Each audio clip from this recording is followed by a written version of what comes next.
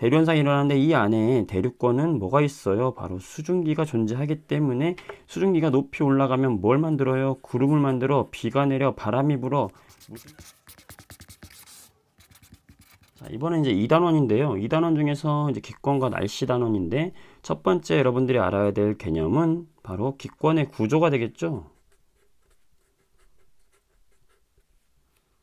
자, 우리 대기권은 크게 4개의 층으로 구별을 한다. 뭐에 따라서? 기온 분포에 따라서 4개의 층으로 구별을 한다. 높이에 따른 기온 분포에 따라서 어떻게? 기온이 내려가다가 올라가다가 많이 내려가다가 올라가다가 자, 이런 식으로 해서 4개의 층으로 구별이 되죠. 첫 번째 있는 층은 무슨 층이죠? 대류가 일어나는 대류권. 여기에 우리가 대부분 살고 있는 거고요. 그 위에 있는 곳이 바로 무슨 권입니까? 성층권. 바로 여기 성층권에는 오존층이 있다는 거 잊지 마시고 O3 오존층이 있다. 그 다음에 여기는 중간에 끼어 있다. 중간권. 자, 태양열을 많이 받는다. 열권이 되겠죠. 그래서 중요한 것은 이 대류권에서는 온도가 어떻게 되고 있다? 올라가면서 내려가고 있다는 거예요. 대류권과 중간권에서 온도가 내려가고 있는 거예요. 이게 제일 중요합니다. 왜? 온도가 내려가면 위쪽의 공기는 무슨 공기? 찬 공기. 아래쪽에 있는 공기는 무슨 공기? 따뜻한 공기. 찬 공기는 무겁고 따뜻한 공기는 가벼워. 마찬가지로 중간권도 위쪽엔 찬 공기, 아래쪽엔 따뜻한 공기. 자, 그러면 어떻게 돼요? 찬 공기는 무거우니까 아래로, 위로. 이런 걸 무슨 현상이라고 합니까? 대류 현상이라고 하는 거지. 아, 공기가 잘 섞이겠구나. 자, 대류 현상이 일어나면 우리는 그 기체를 불안정한 층이다 라고 이야기해. 왜? 잘 움직이니까. 가만히 있으면 안정한 층, 가만히 안 있으면 불안정한 층이다 이렇게 이야기하는 거예요. 자, 이때 대류 현상이 일어나는데 이 안에 대류권은 뭐가 있어요? 바로 수증기가 존재하기 때문에 수증기가 높이 올라가면 뭘 만들어요? 구름을 만들어, 비가 내려, 바람이 불어. 무슨 현상? 대류 현상과 수증기가 함께 있기 때문에 무슨 현상? 기상현상이 나타난다. 중간권은 근데 뭐가 없어요? 바로 수증기가 거의 없다. 그래서 얘는 기상현상이 나타나지 않는다. 이 차이만 아시면 되고, 성층권에서 온도가 올라가는 이유가 뭐예요? 바로 여기서 오존층이죠. 오존층에 자외선을 흡수한다. 자외선을 흡수하기 때문에 온도가 올라가는 거고요. 바로 이것은 아까 이야기했듯이 온도가 올라가면 안정한 층이죠. 얘는 반대로 기층이. 그러면 얘네들은 공기 흐름이 없어. 안정하다. 그래서 여기에 뭐의 항로로? 비행의 항로로 이용된다. 이 정도 간단하게 알아두시면 되겠습니다. 나머지는 몇 가지 특징들을 알아두면 되겠죠. 여러분들이. 좋습니다. 자, 그 다음에 나오는 게 여러분이 어려워하는 게 뭡니까? 바로 태양 복사 에너지가 되겠죠.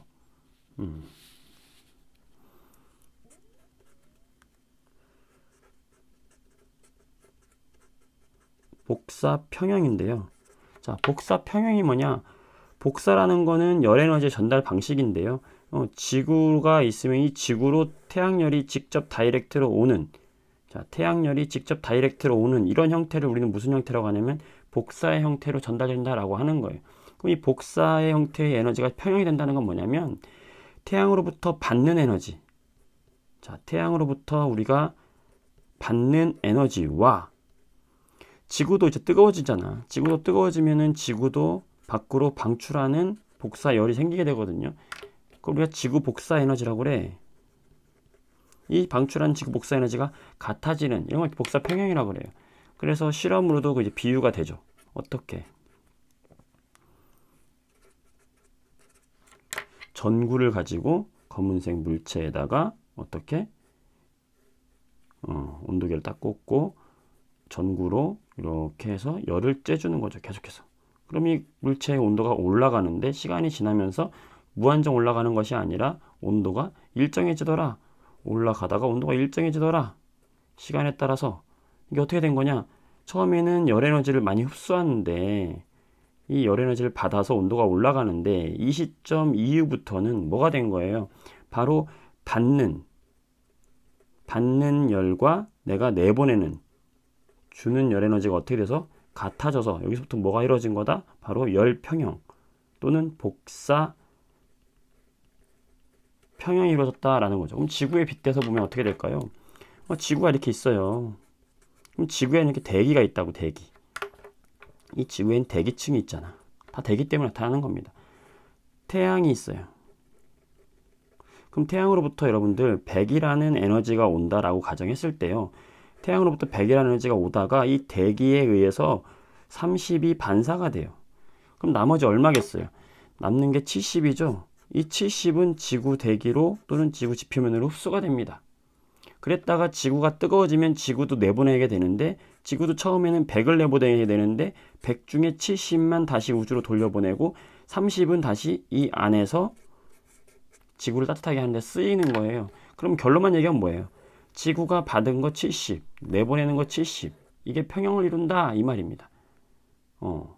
이게 핵심이에요. 그림이 아무리 복잡해도 70을 받고 70을 내보내는구나. 이걸 기억해주면 됩니다. 이게 지구 복사 평형이고요. 그러면 나머지 30이 여기 남으면서 얘를 우리 지구의 온도를 따뜻하게 유지시켜주는 이 기체들이 바로 무슨 기체예요? 온실 기체들이고, 이 온실 기체들이 따뜻하게 해주는 역할을 우리는 무슨 효과라고 합니까?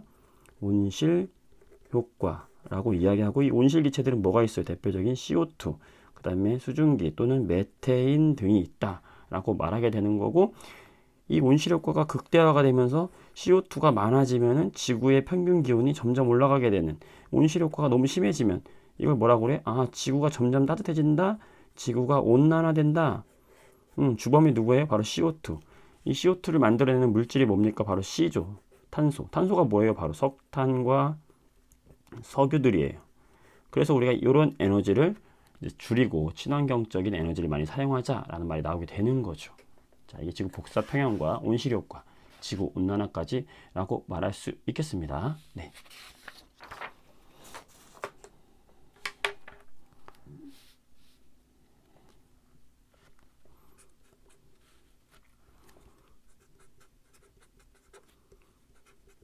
자, 그 다음으로 이제 구름과 강수 되겠는데요. 구름이 만들어지는 이유는 뭡니까? 여러분들 지표에 있는 이 수증기들이 어떻게 상승하기 때문에 그런 거예요, 여러분들. 자, 이것만 기억해 주세요. 하트 현상으로 구름이 만들어진다. 왜? 처음에 공기가 어떻게 됩니까? 상승해야 돼요. 상승하면은 공기들이 팽창하게 돼요. 이 팽창을 우리는 단열 팽창이라 그래. 열이 없는 상태로 팽창한다. 자, 팽창하게 되면은 기온이 떨어져요. 그냥 열의 출입이 없이 부피가 커지니까 그곳의 기온은 떨어지게 돼. 기온이 하강하게 되면서, 기온이 하강하면은 물방울이 만들어지겠지. 응결되겠죠. 그래서 구름이 만들어지는 거야. 자, 이때 여기 기온이 하강하면서 응결된다. 요 사이에 들어가는 아주 중요한 거 바로 뭡니까? 어디에 도달했다? 이슬점에 도달했다. 야, 이게 도대체 이슬점이 뭐냐? 과학에서 말하는 이 점이라는 건 전부 온도를 말하는 거예요. 그럼 이슬점은 이슬이 생기는 온도예요. 자, 이슬점은 어디서 중요하냐? 바로 이 곡선 때문에 그래요. 이 곡선 여러분 굉장히 어려워하는 곡선인데 바로 포화 수증기란 곡선이라고 해요. 온도에 따라서 그 안에 들어갈 수 있는, 최대로 들어갈 수 있는 수증기 양이 있다고.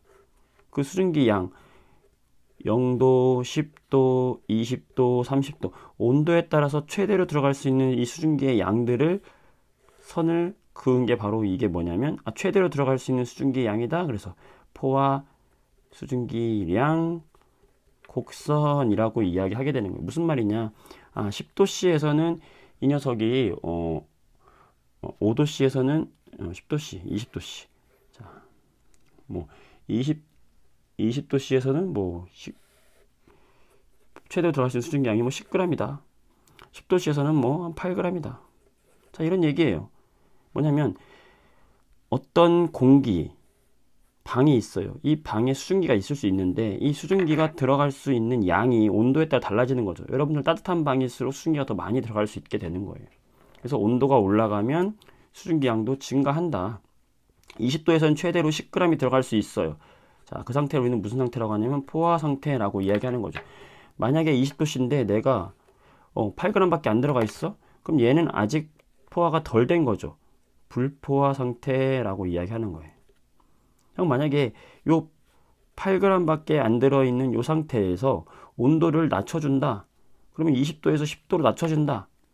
그럼 10도가 되면 얘는 무슨 상태가 되는 거야? 다시 포화 상태가 되면서 온도가 낮아지면 불포화였던 공기가 온도가 낮아지면서 이제 포화가 됐는데 더 이상 못 들어가네?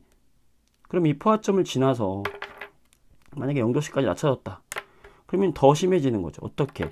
이 0도씨에서 최대로 들어갈 수 있는 건 만약에 5g이다 그러면 나는 처음에 얼마 있었어? 8g 있었어. 그러면 요 0도씨가 되면은 5g밖에 있을 수 없으니까 나머지 몇 g? 요 3g은 어떻게 돼야 돼?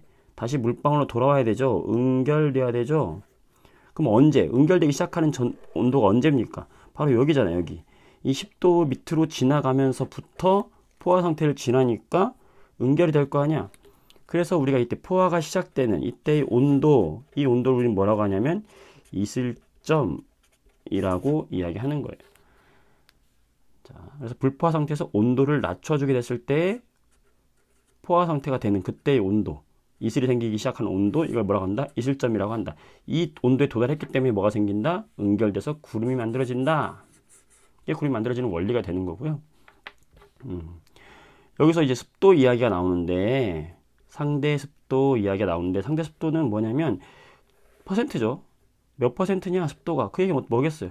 최대로 들어갈 수 있는 것 분의 현재 들어있는 양이에요. 그걸 우리가 어떻게 표현하냐면 최대로 들어갈 수 있는 수증기 양, 그걸 우리가 포화 수증기 양이라고 하죠. 그러니까 포화 수증기 양분의 지금 현재 들어있는 실제 수증기 양이 얼마냐 곱하기 얼마 100% 하면은 습도를 구할 수 있게 되는 거죠. 그래서 그래프를 통해서 우리가 구할 수 있다. 표로 나와도 그래프를 생각하면 쉽게 구할 수 있다는 겁니다, 여러분들. 네.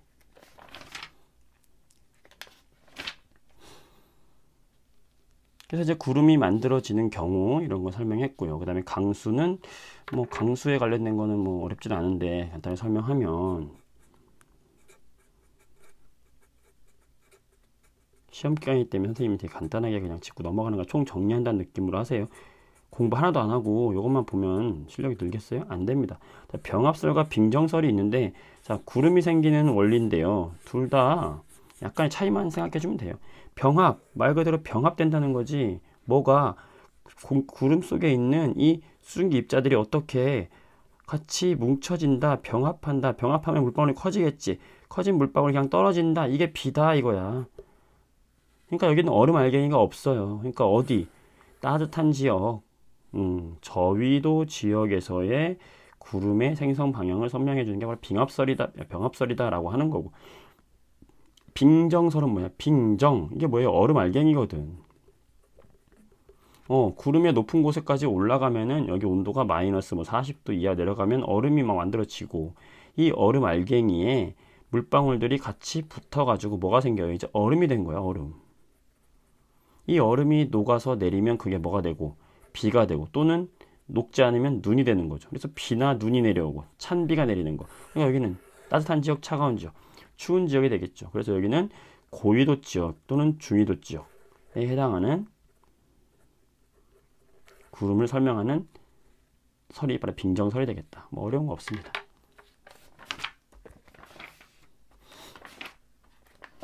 갈 길이 급하니까. 자, 그 다음에 기압과 바람.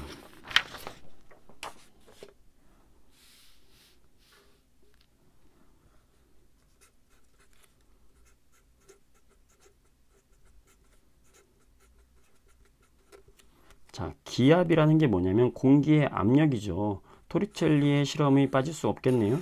자, 수은이 있어요. 이 수은 기둥을 이렇게 매달아 놓고 수은을 꽉 채운 상태에서 매달아 놨더니 수은이 내려가다가 멈추더라. 끝까지 안 내려가는 거예요. 왜? 이 수은 기둥이 누르는 압력을 누가 버티고 있어? 이 밖에 있는 눈에 보이지 않는 대기. 이 대기가 누르는 압력. 이게 바로 뭐예요? 대기압이 되는 거죠. 이 대기압을 누구와? 수은 기둥과 함께 싸우고 있는 거죠. 자, 몇 cm였냐 재봤더니 76cm더라. 이 높이가 76cm나 되는 거예요. 76cm를 버텨? 대기압? 우리 그거를 일기압이라고 하자. 자, 일기압이라고 하자. 그럼 일기압을 어떻게 표현할 수 있어요? 수은 기둥 76cm 같다. 76cm. 수은의 원소계 뭐예요? Hg. 그래서 새로운 단위가 도입됐네요. 76cm Hg라고 이야기하는 겁니다. 그래서 여러분들이 이거를 기억해 주면 되고요. 헥토파스칼 1013 헥토파스칼이기도 하고, 우리가 물기둥은 약 10m 높이의 물기둥 누르는 압력, 뭐 이런 식으로 일기압을 표현하는 것도 기억해 주면 좋겠죠. 자, 그럼 기압이라는 거는 장소에 따라 변해요. 왜? 공기가 누르는 압력이기 때문에. 높은 산이 있고 바다가 있어. 그러면 이 높은 산에는 공기가 적고, 여기 지표 가까운 부분은 공기가 많겠지. 그럼 여기는 공기는 기압이 높겠고, 여기는 공기의 기압은 낮겠죠. 물론 또 하나, 이 지표 부근에서도 공기가 밀집되어 있는 부분이 있겠지. 이 밀집되어 있는 부분의 기압은 무슨 기압? 상대적으로 고기압이 될 것이고, 공기가 별로 없어. 그러면 상대적으로 무슨 기압이 되겠어요? 저기압이 되겠죠. 고기압이 여기가 많은 이유는 뭐예요? 바로 공기들이 많이 밀집되기 때문이죠. 그래서 고기압에서는 무슨 기류가 나타나냐면 하강 기류가 나타나요. 그럼 밀집된 공기가 어떻게 되려고 하겠어? 밖으로 나가려고 하는데 회전력을 받아서 어떻게? 이렇게 시계 방향으로 나간다. 그게 바로 뭐다? 고기압이다. 저기압은 공기들이 왜 없냐면 상승하기 때문에 그래요. 그래서 열을 많이 받아서 공기가 상승하기 때문에 공기가 별로 없어. 그럼 이 상승하기 위해서 공기 안으로 들어오겠죠. 자, 모양은 고기압하고 똑같은데 방향이 반대. 이렇게 반시계 방향으로 보이겠죠. 화살표 방향이 바뀌었으니까. 자, 그러면 이렇게 기압이 높은 데서 낮은 곳으로 바람이 분다. 이게 바로 뭐예요? 공기의 흐름, 바람이 되는 거예요. 바람은 어디서 어디로? 고기압에서 저기압으로 불게 된다는 거죠. 그 다음에 이 기압의 영향으로 나오는 우리가 육풍과 해풍.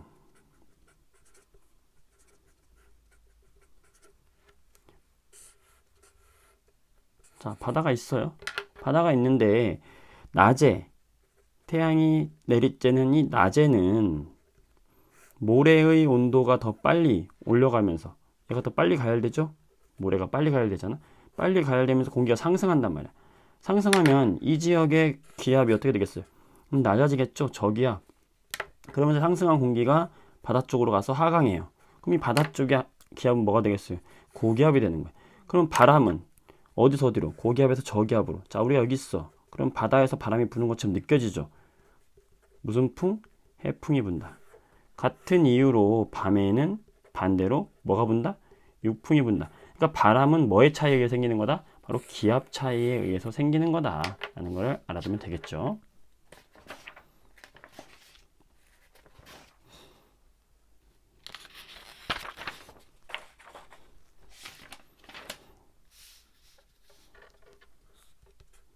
자, 이런 공기들의 성질이 다른 녀석이 엄청나게 큰 덩어리로 있는 걸 우리가 공기의 단체, 기단이라고 합니다. 이 기단을 생각할 때 여러분들은 공기 단체라고 생각해 주시면 돼요. 기단은 분명 성질이 있습니다. 우리나라를 생각해 보면 우리나라 주변의 날씨를 볼게요. 자, 우리나라 크게 4등분으로 나눠보게 되면은 요 아래쪽 두 군데는, 요 아래쪽 두 군데 이렇게 설명해 볼까요? 자, 이쪽 오른쪽 두 군데는 바다에 인접하고 있기 때문에 어떻게 했어요? 습하겠죠. 여기도 습하단 말이에요. 자, 이쪽은 이렇게까지 그릴게요. 자, 대륙이 존재하고 있으니까 이쪽은 어떻게 했어요? 건조하겠죠. 건조하단 말이에요. 그리고 반대로 이렇게 반 잘라버리게 되면은 요 아래쪽으로는 따뜻하겠죠. 기온이 어떻게 되겠어요? 기온이 높은 기단. 이쪽으로는 기온이 낮은 공기 덩어리가 되겠죠. 그렇다면 여기에 공기 덩어리 하나, 여기에 공기 덩어리 하나, 여기 하나, 여기 하나, 공기의 큰 덩어리가 4개가 생기게 되는데, 이쪽은 이쪽부터 할게요. 대륙 쪽에 가까운 이쪽은 차갑고 건조하다. 차갑겠죠. 위쪽에 있으니까. 그 다음 대륙 쪽에 있으니까 어떻게 했어? 건조하겠죠. 이 아래쪽은 따뜻하고 어떻게 되겠어요? 건조하겠죠. 이쪽 위쪽은 어떻게 했어요? 차갑고 습기가 좀 있겠죠. 이 아래쪽은요, 온도가 높고 습기가 많겠죠. 이게 바로 이 공기 기단의 성질이고, 얘네들의 기단들의 이름은 그 지역의 이름을 땄죠. 시베리아 기단, 북태평양 기단, 양쯔강 기단, 오호츠크해 기단. 그래서 이 북태평양 기단은 우리의 여름철에 영향을 주고, 시베리아 기단은 겨울철에 영향을 주고, 봄, 가을, 여름 이런 식으로 계절에 따라서 이들의 세력이 커진다. 그러면서 우리의 날짜를 정하게 된다. 이게 기단이잖아요. 이때 기단과 기단이 만나서 생기는 면을 우리는 뭐라고 하냐면 전선면이라고 하고, 이 전선에 대해서 여러분들이 많이 헷갈려하잖아요. 그렇죠? 전선 이야기 해보겠습니다.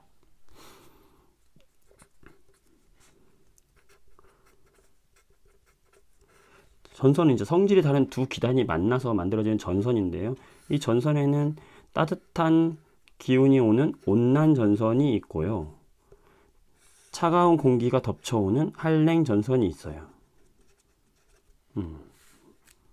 이 온난 전선의 특징은 뭐냐면 따뜻한 공기가 찬 공기 쪽으로 오는 거예요. 찬 공기가 버티고 있는데 이쪽으로 누가 따뜻한 공기가 오는 거예요. 이렇게 진행해서 오는 겁니다. 이때 찬 공기는 무겁기 때문에 아래 자리 잡고 있고, 따뜻한 공기는 서서히 밀도가 따뜻한 공기는 찬 공기 위쪽에 뜨기 때문에 이 위를 타고 올라가요. 그러면은 서서히 올라가면서 이 면에서 온도 차이가 생기니까 구름이 생긴단 말이지. 그렇죠? 그래서 이 온난 전선의 특징 하면은 따뜻한 공기가 찬 공기 위로 타고 올라간다. 그러다 보니까는 기울기가 어때요? 기울기가 완만하다. 첫 번째 특징. 기울기가 완만하다. 두 번째, 자, 구름이 어떻게 생겨요? 넓게 충운형 구름이 생긴다. 그러면서 넓은 지역에 걸쳐서 약한 비가 내리게 되죠. 넓은 지역에 걸쳐서 약한 따뜻한 비가 내리게 된다라는 걸 알 수 있고, 속도는 느려요. 뭐보다? 한랭전선보다. 그리고 지나가고 나면은 기온이 어떻게 되겠어요? 상승해. 따뜻한 공기가 오니까. 자, 우리 기억을 해주면 되고요. 이게 온난전선의 특징이고, 한랭전선은 따뜻한 공기가 있는 곳에 누가 바로 찬 공기가 비집고 들어가는 거예요. 왜? 이 찬 공기는 무겁기 때문에 파고든단 말이지. 자, 파고드니까 어떻게 되겠어? 만나는 면이 급격하게 솟구치게 되겠죠. 자, 그러니까 기울기가 어떻게 되겠어요? 급하죠. 급한 기울기. 첫 번째, 두 번째. 자, 이런 구름은 무슨 구름? 저군형 구름. 세 번째, 넓은 지역, 좁은 지역. 좁은 지역. 이 좁은 지역에 걸쳐서 무슨 비가 내려요? 아주 차가운 소나기 같은 비가 내리게 되는 거죠. 속도는 무지하게 빨라요. 지나가고 나면 기온이 어떻게 되겠어? 떨어지게 되겠죠. 자, 이게 바로 온냉전선과 한랭전선의 특징이 되겠습니다. 이 둘이 만나면 정체전선, 한랭이 따라가서 잡으면 폐색전선이라는 게 또 됩니다. 여러분들 같이 기억해 두시고요.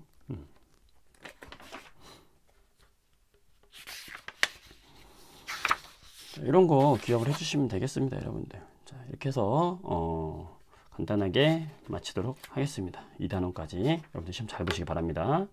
자세한 영상은 선생님 다른 영상 참고해 주세요.